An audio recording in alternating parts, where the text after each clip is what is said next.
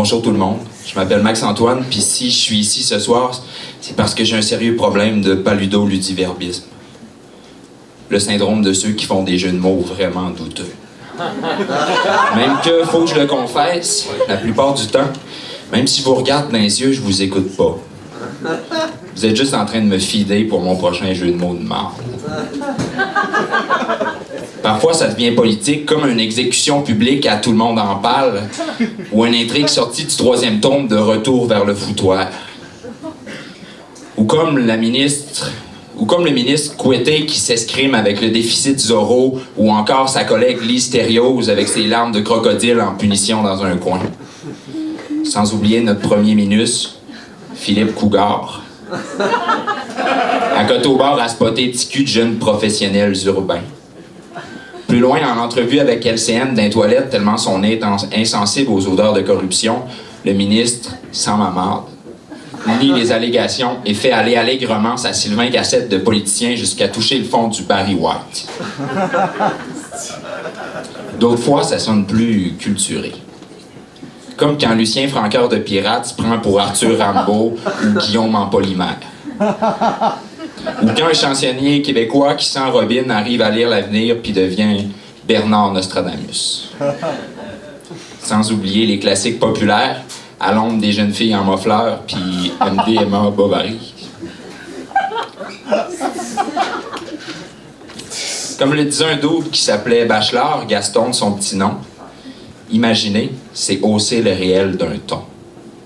Fait qu'imagine une émission de loterie avec des personnes fripées qui chantent, qui s'appellerait La poune aux œufs d'or. Ou l'histoire d'un magicien qui sait plus quoi faire avec son ado délinquant, l'excellent J'ai tué Mesmer. Ou ben, un film de zombies avec un groupe trad qui se fait déchiqueter par une foule de fans sans cerveau, les Cowboys Fragments.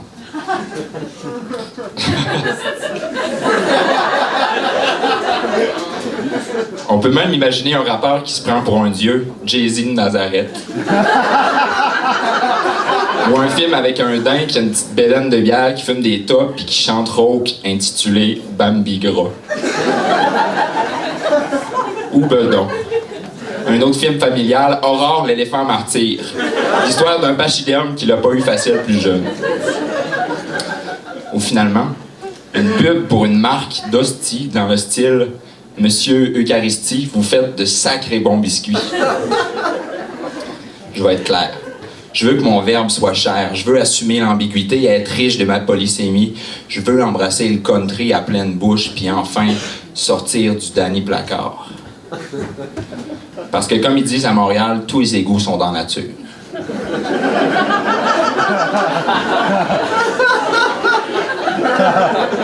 Malheureusement, la plupart du temps, le langage reste tranquille.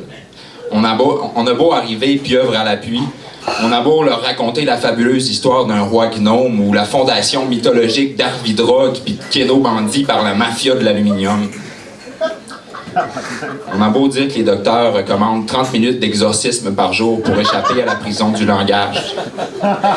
Il y a juste rien à faire. Préparez-vous. Ça m'attriste, mais ils ont choisi de rester dans la matrice. Ils ont choisi de continuer à dormir dans les bras de Morpheus sans s'apercevoir qu'il lui arrive dans le couloir.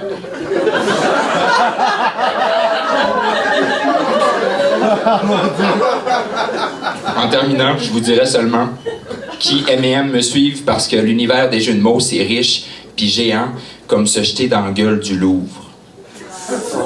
Fait qu'advienne que t'aimes pourras, je continuerai de résister à l'engourdissement de la langue, quitte à te saouler jusqu'au dernier des mojitos. Puis au pire, si t'es pas content, ben, niche ta mère.